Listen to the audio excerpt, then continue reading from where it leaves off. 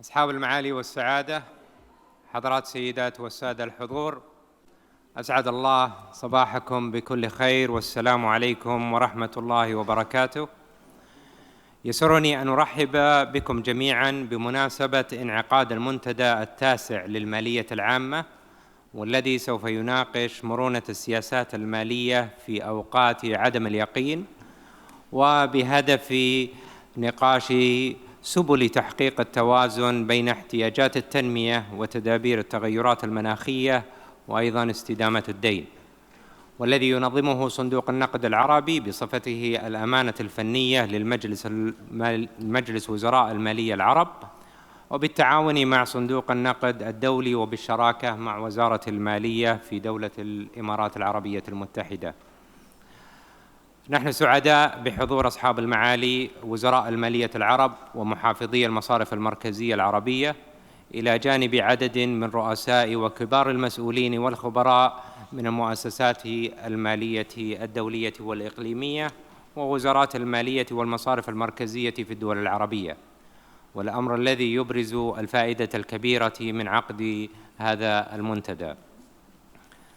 يأتي اجتماعنا اليوم في إطار الحرص على تفعيل وتعزيز دور المجلس في تبادل الخبرات والتجارب والتشاور حول مختلف الموضوعات والتطورات الاقتصادية والمالية والتي تهم اقتصاديات دولنا العربية في المرحلة الراهنة، خاصة دور السياسة المالية في الحد من ضغوط الديون المتزايدة وأيضا التغيرات المناخية، وأهمية تجديد الأنظمة الضريبية لمواجهة التغيرات الاقتصادية الهيكلية الكبرى.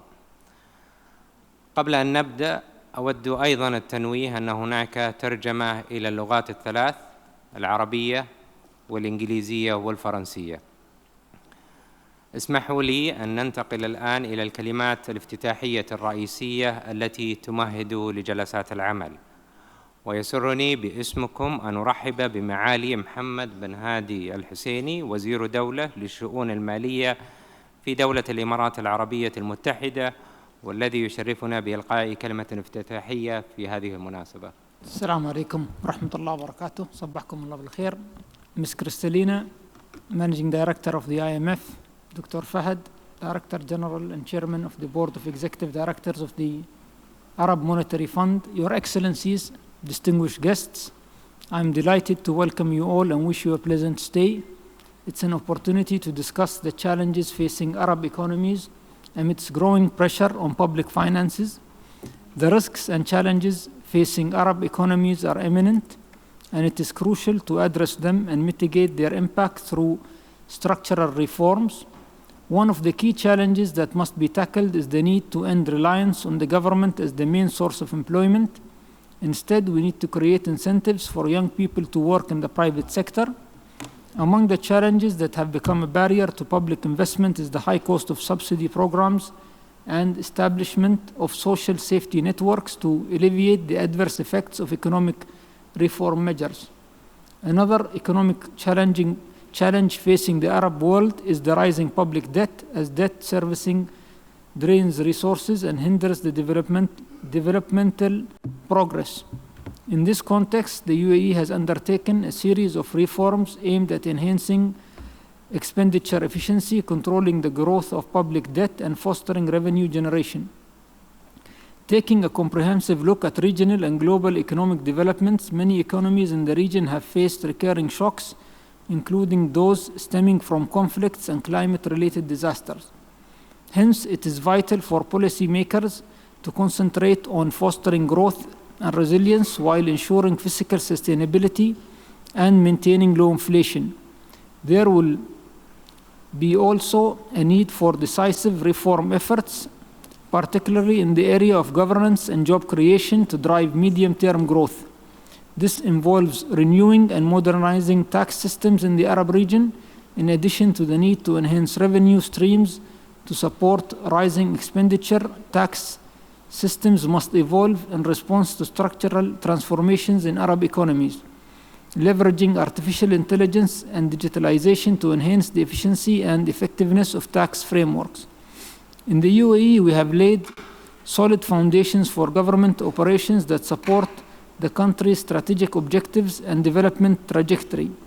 Our President announced the year 2025 to be the year of community to make our priorities clear. These priorities focus on strengthening community cohesion and fostering its bond. The first line of defense for the nation's achievement is the internal unity and cohesion of the community, where the connection between the individuals promote a culture of shared responsibility and drives progress. This vision strives for a thriving, united society that aims towards a sustainable management of resources for future generations. I look forward to gaining a deeper understanding of the key issues from all of you and hope we can develop recommendations to that end. In conclusion, I'd like to thank the Arab Monetary Fund and the IMF for their efforts in organizing this forum. Thank you. نشكر معالي محمد بن هادي الحسيني على هذه الكلمة القيمة، ونشكر أيضا جهود وزارة المالية وتعاونهم المتواصل مع صندوق النقد العربي. اسمحوا لي الآن أن أقدم كلمتي بهذه المناسبة. أصحاب المعالي والسعادة، حضرات السيدات والسادة المشاركين، تعكس الموضوعات المطروحة في المنتدى التحديات الاقتصادية والمالية والبيئية المعاصرة، وتسلط الضوء على الحاجة الملحة لتطوير سياسات مالية مرنة وقابلة للتكيف مع التحولات الاقتصادية الراهنة والمتوقعة. كما تظهر هذه التحديات أهمية معالجة أزمة الديون بشكل مستدام، إلى جانب أهمية تجديد الأنظمة الضريبية لتعزيز الإيرادات وتحقيق العدالة الاقتصادية ودعم استقرار المالية العامة.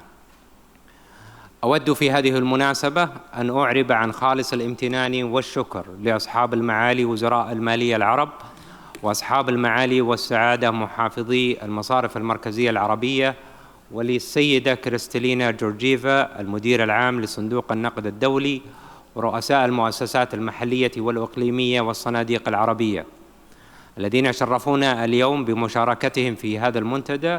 والأمر هذا يعكس حرصهم على تعزيز فرص تبادل التجارب والخبرات بين الدول العربية في مناقشة الاستدامة المالية وسبل المحافظة على الاستقرار الاقتصادي والمالي وتعزيز النمو الشامل والمستدام في المنطقة العربية في ظل التطورات الدولية والإقليمية الراهنة. ولعل أهمية المنطقة العربية تميزت في هذه الفترة بترأس كل من محمد الجدعان وزير المالية في المملكة العربية السعودية للجنة المالية والنقدية الدولية The IMFC، ومعالي محمد بن هادي الحسيني وزير الدولة للشؤون المالية في الإمارات العربية المتحدة للجنة التنمية الدولية. وحضورهما معا في هذا المنتدى لهذا العام يكسب المنتدى أهمية إضافية. والشكر كذلك موصول لجميع المسؤولين والخبراء والمتحدثين من المؤسسات الدولية والهيئات والوزارات العربية والدولية على تفضلهم بالمشاركة في المنتدى، بما يدعم إثراء النقاش حول مختلف قضايا المالية العامة وسياسات الإصلاح ودعم الاستقرار الاقتصادي. أصحاب المعالي والسعادة، حضرات السيدات والسادة الحضور، يحرص صندوق النقد العربي في إطار استراتيجيته الجديدة على أن يكون شريكاً فكرياً ذو مكانة يقدم الدعم والمشورة اللازمة لدعم جهود السلطات الاقتصادية والمالية في دولنا العربية، وذلك بهدف تبني السياسات التي تعزز الاستقرار وفرص النمو الشامل والمستدام. وفي هذا الإطار يولي الصندوق اهتماماً خاصاً بمواكبة المستجدات المتعلقة بالمالية العامة وتعزيز فرص الحوار وتبادل المعرفة، بما يساعد على مواجهة التحديات بخصوص السياسات الاقتصادية، متطلعين في هذا الشأن لدعم أصحاب المعالي الوزراء والمحافظين. كما نتطلع للمزيد من التعاون مع المؤسسات الدولية والإقليمية العاملة في منطقتنا العربية. أصحاب المعالي والسعادة، حضرات سيدات والسادة الحضور، تأثرت مرونة الاقتصاد العالمي في السنوات الخمسة الأخيرة بسبب الأزمات والتطورات الجيوسياسية، والتي كان لها تداعيات على معدلات النمو والتضخم والبطالة. الأمر الذي دفع السلطات إلى تبني تدابير وإجراءات اقتصادية استثنائية للحفاظ على الاستقرار المالي والاقتصادي. أثرت هذه الخطوات بشكل كبير على مستوى الدين العام والحيز المالي المتاح في العديد من الدول، الأمر الذي يؤثر على قدرة الاقتصاد العالمي على الاستجابة لأثر الصدمات المستقبلية. ورغم بوادر التعافي التي بدأت تظهر على الاقتصاد العالمي منذ بداية العام الماضي، ذلك من خلال التكيف التدريجي مع الصدمات والاختلالات وانخفاض معدلات التضخم في العديد من الدول، وتخفيف بعض البنوك المركزية من تشديد السياسات النقدية، وبالتالي الحد من الضغوط على المالية العامة، خصوصاً في الدول التي تعاني من ارتفاع تكاليف الدين العام واحتياجات إعادة التمويل المتزايدة. ومع ذلك تشير التوقعات إلى تباطؤ في النمو الاقتصادي العالمي، وهو ما يمثل تحدياً إضافياً على الدول النامية. ويشار في هذا السياق إلى أن توقعات صندوق النقد العربي تظهر أن النمو الاقتصادي في المنطقة العربية سيشهد تسارعاً ليقترب من معدلات نمو الاقتصاديات الناشئة، حيث يتوقع أن يبلغ النمو 4.5% لهذا العام. أما بالنسبة للتضخم فمن المتوقع أن يشهد تراجعاً تدريجياً رغم التحديات المستمرة التي تواجهها بعض الدول العربية. ينعكس موقف السياسات المالية على معدلات النمو الاقتصادي في المرحلة المقبلة من حيث قدرتها على دعم النمو الشامل والمستدام ورفع قدرة الدول على التعامل مع الأزمات والصدمات.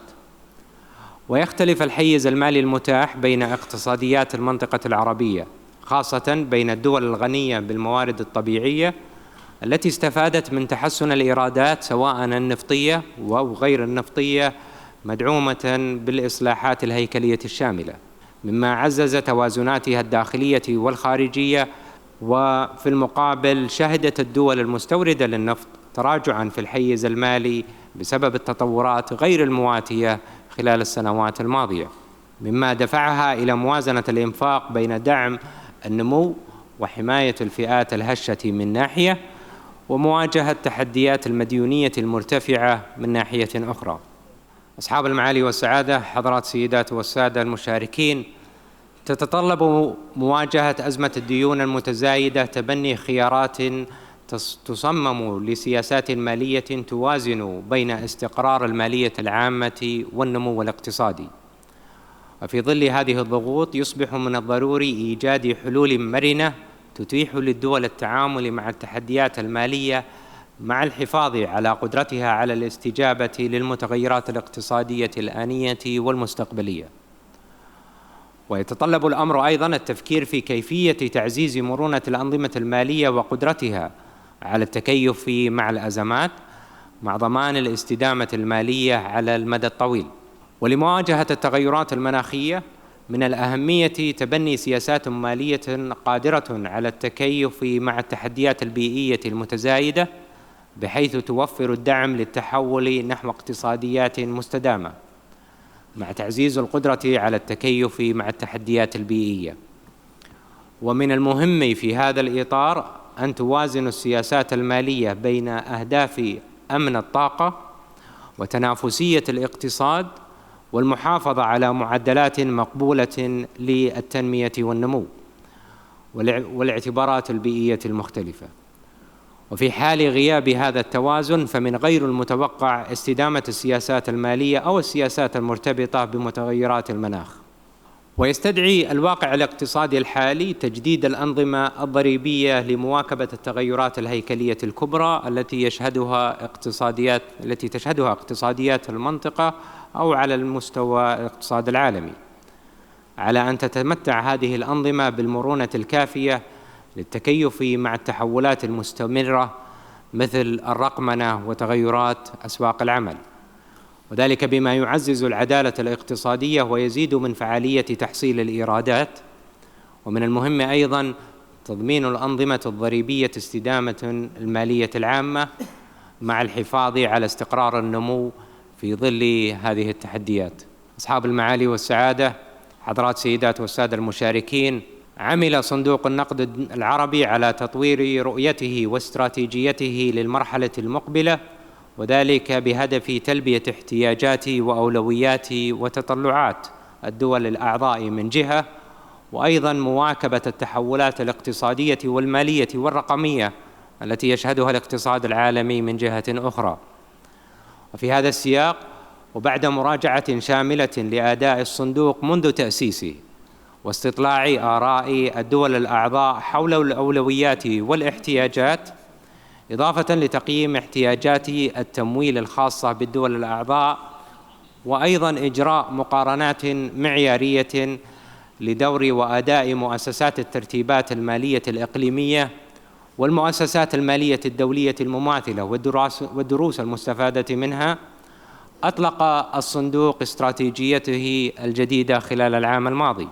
فيها تكون رؤيتنا أن يكون صندوق النقد العربي ركيزة لمنطقة عربية متينة ورائداً في الاستقرار الاقتصادي والنمو المستدام، لتنمية اقتصاد عربي مزدهر ومساهم أساسي في شبكة الأمان المالية العالمية وتقديم خدمات ذات قيمة مضافة.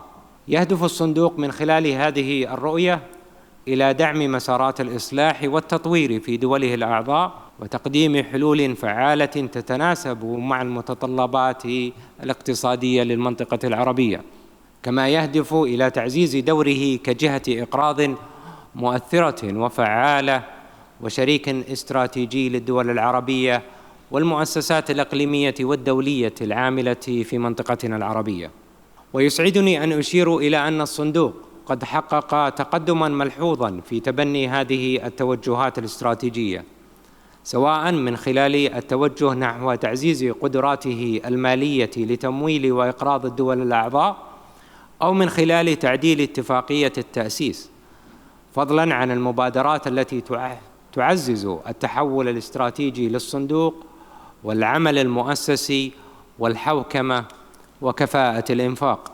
كما يسعى صندوق النقد العربي إلى تعزيز شراكاته الاستراتيجية مع المؤسسات المالية الدولية والإقليمية، متطلعين لدعم معالي الوزراء والمحافظين لهذا التوجه ودعمهم لمساعدة صندوق النقد العربي في تمثيل المنطقة ونقل مرئياتها من خلال المشاركة الفاعلة في الاجتماعات والمجالس عالية المستوى، سواء بصفة ممثل أو مراقب.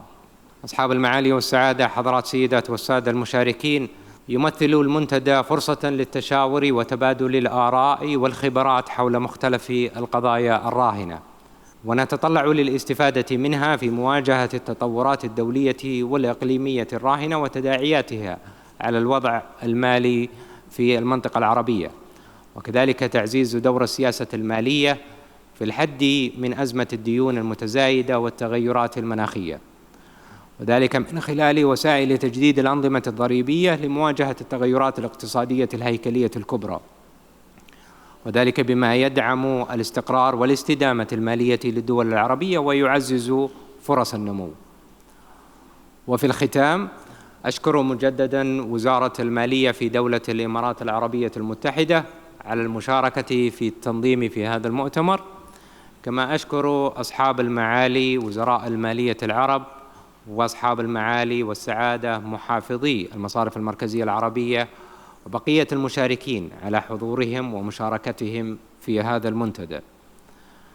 كذلك لا يفوتني أن أشكر كريستالينا جورجيفا مدير عام صندوق النقد الدولي على التعاون، متطلعاً للمزيد من الارتقاء بالشراكة بيننا. ويشرفني الآن دعوتها لإلقاء كلمة المتحدث الرئيس لهذا المنتدى. Assalamu alaikum. It is so wonderful to be among friends again. And I want to start by thanking most sincerely our host, Minister Al-Husseini. Your warm hospitality makes it so easy for us to return year after year. And I want to congratulate you for your exceptional leadership of the World Bank's Development Committee. Dr. Al Turki, our fruitful collaboration indeed deepens, and rightly so. On the fiscal front, all of us around this table recognize that the challenges are significant. We have made the Arab Fiscal Forum an annual event for a reason, because of the significant economic, technological, and geopolitical shifts that require all of us to carefully monitor developments and share our analysis, which is what we will do again today. It is an opportunity to explore how Arab countries can leverage fiscal policy to transform their economies for the future and harness technology and investment opportunities for the benefits of a youthful population. Let me start with a brief overview of the global and regional economic outlook. Global growth is projected to hold at 3.3% this year and next, and then to slow over the next 5 years to just about around 3%, well below the historical average. For the Middle East and North Africa, we expect growth to rebound to about 3.6% in 2025. In other words, to exceed global growth, driven by recovery in oil production and an easing of regional conflicts. However, as with the global economy, our medium-term outlook still sees growth weaker than before the pandemic. On inflation, policymakers have generally succeeded in bringing it down, but not everywhere and not yet irreversibly. Inflation is picking up again in some countries. This could lead to a divergence in interest rates across countries and higher borrowing costs for emerging markets and developing economies. On the fiscal side, the legacy of the multiple shocks from the last years leaves public finances under significant strain in many countries. Global public debt is projected to hit 100% of global GDP by 2030. Many countries in this region also face debt pressures, with debt levels exceeding 70% of GDP.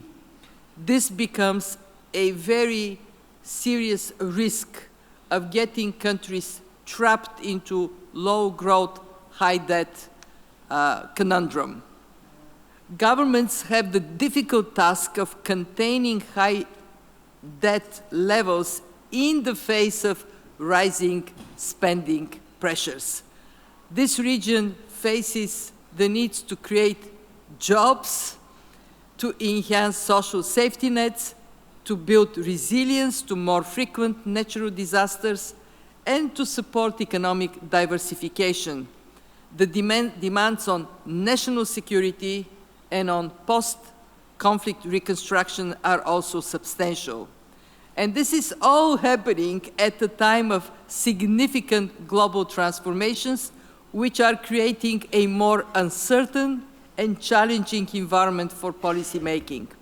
We know, for instance, that trade is no longer the engine of growth that it used to be, unlike the decades of the 90s and 2000s, when global trade grew much faster than global GDP. The two are now growing pretty much at the same level, and even trade falls a little bit behind growth in GDP. Governments around the world are shifting priorities. The largest economy, the US, is clear in its intent to take action in the areas of trade, tax, public spending, deregulation, immigration, and technology and digital assets. The latter, the technological revolution, especially AI, is upon us, and it is set to transform the way we live and work, perhaps as early as in the next 5 years. These rapid transformations mean the receipts that we have applied in the past may no longer provide the path to prosperity. Economies will need to be agile, adaptable, and resilient. These will be the ingredients for future success. And the question for us is, how could this region find these ingredients for success and escape the risk of low growth, high debt? So let me give you 3 thoughts. First, there is no substitute for what you can and must do at home. Focus on structural changes that increase economic resilience, agility, and long-term growth potential is absolutely essential. Too often, countries use fiscal stimulus to boost short-term domestic demand. And while this sugar rush provides temporary growth, it often fuels inflation and financial turbulence. So my first message is, instead of merely stepping on the gas pedal, make sure you have a stronger engine. Focus on the engine, not on the gas. Productivity growth is essential for stronger growth and for driving up economic performance. Our research in the Arab region shows how to do it. Accelerate digitalization, reduce the state's footprint in the economy, foster trade diversification, and encourage the free flow of capital to dynamic firms. Countries in the region that are more digitalized have substantially higher productivity than less digitalized countries. Some countries are among the most developed in the world in this area, our host here included. Digital innovation with AI technologies is expected to raise UAE's GDP significantly by 2030. More R&D spending will further enhance productivity. Reducing the state's footprint in the economy and strengthening governance can yield significant benefits. For example, Saudi Arabia's regulatory improvements have fostered private sector development, especially in the non-oil economy. We have in the UAE a national agenda for entrepreneurship, supporting vibrant startup community. In Morocco, wonderful to see you again, Nadia. A new model of development aims to spur markets by improving public sector governance. Encouraging employment is also a key ingredient for stronger growth. With a growing working age population, the region has to make the most of its demographic advantage. Creating more private jobs, as we heard from the minister, jobs for women and youth in particular, can lead to more vibrant and inclusive economies. This requires more flexible labor markets and investment in education and vocational training. We have recently seen impressive development in this regard in Oman, in Qatar, in Bahrain. Second priority, economic diversification. Today's transformations provide an excellent opportunity to stimulate and reallocate resources toward new economic sectors and services. This could become a robust new growth engine, particularly for all exporting countries. Many countries are already investing in new technologies, such as batteries for electric cars, in improving connectivity, in green supply chains, as some of the examples. Last but not least, in a world where patterns of cooperation are shifting, countries need to look for opportunities to cooperate in new ways. In many cases, this means deepening regional cooperation, and here the GCC is an excellent example of the benefits of regional integration. One I can imagine can be emulated elsewhere. Let me briefly turn to the fiscal side. We, in this room, we are the converted. We know that a prudent fiscal stance is essential for macroeconomic stability, and that is a prerequisite for a vibrant private sector and economic growth. We sometimes find it hard to convince others. An overarching priority today, and I cannot stress that enough, is to decisively use fiscal policy to build fiscal buffers or rebuild them where they're exhausted, to basically provide capacity to spend when needed. For example, to respond to shocks, to manage and mitigate risks, and meet pressing development and climate-related needs.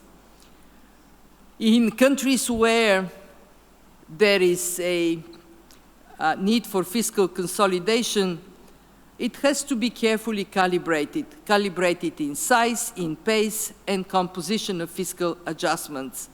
But it cannot be forgotten, it cannot be let with no attention, because if we do so, we will unduly hamper future capacity of countries to grow. I hope that today there would be serious discussion on what are the budgetary reforms that meet individual countries' circumstances, how to provide a helping hand to those who will lose out, so we can have public support for these reforms. And we at the IMF are very keenly interested to understand granularly what works at the individual country level and be there to support countries appropriately. We do have the need to increase tax revenues. I have never been in a country where people would say, oh, you want to raise tax revenues? Great, please be my guest. But we are at a point when if we want resilience, adaptability, we have to look for ways to do so, to increase tax revenues. How can we do it?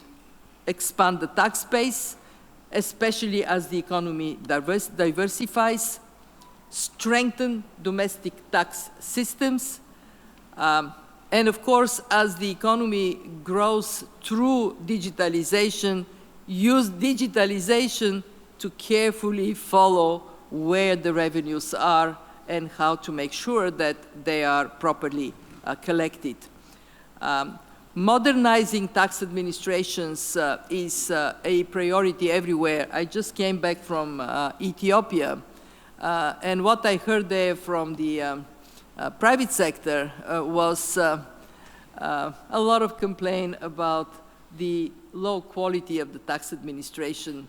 And I realized that to us, to the IMF, that has to be #1 priority, make sure that this quality of tax administration is up. We know that domestic taxes remain the most important source of funding government spending, but there can be ways in which private domestic and external financing can help. That is where also institutions like the Fund, the World Bank, come into play. I want to finish this with a very special reference and note to the countries that require attention more than anybody else.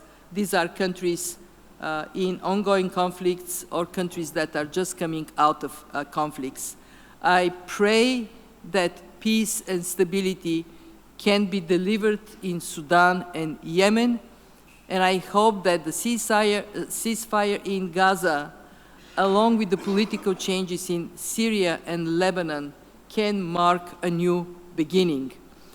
We have a unique opportunity to work with these countries, and I can tell you from us at the IMF, we are very firmly committed to do so.